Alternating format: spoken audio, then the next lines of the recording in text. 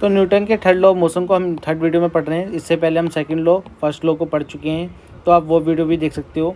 Third law of motion state that when the one object exert a force on another object, एक object अगर दूसरे object पे force लगाएगा तो ये वाला ऑब्जेक्ट भी दूसरे वाले उस ऑब्जेक्ट पे फोर्स लगाएगा।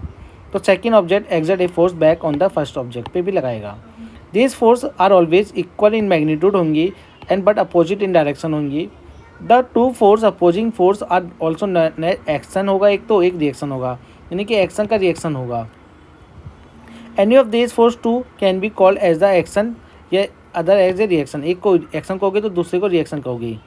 तो third law of motion, to every action there is an equal and opposite reaction होगा। तो इसकी आप एप्लीकेशन क्या होती है, कब देखा होगा आपने, ये गन इज़ फायर, जब आप गन फायर करते हो तो बुलेट जो होती है वो भी पीछे की तरफ आ जाती है, गन मेरी छोटी है तो आगे की तरफ।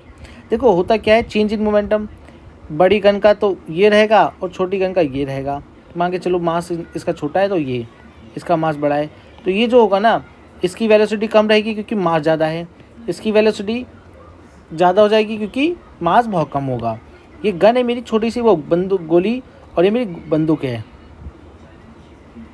तो बंदूक भारी होगी तो इसकी वेलोसिटी बैकवर्ड में कम होगी क्योंकि मास ए ने जो बी पे लगाया और बी ने जो ए पे लगाया वो इक्वल एंड अपोजिट हैं। ठीक है, तो क्या होगा, मास इसका कम है तो ये वेलोसिटी ज़्यादा होगी, और इसकी मास कम है, ज़्यादा है तो वेलोसिटी कम होगी। इसलिए देखा होगा बुलेट जो होती है हमारी, जो जिससे हमने फायर करते हैं, वो कम पीछे की तरफ आती है जबकि गोली बहुत आगे चली जाती है। तो एज अ सेलर जंप करता है, जब एक कोई नाव पे बैठा हुआ आदमी जब जंप करता है किनारे पर, तो नाव पीछे की तरफ हो जाती है और जंप वो आगे की तरफ कर लेता है।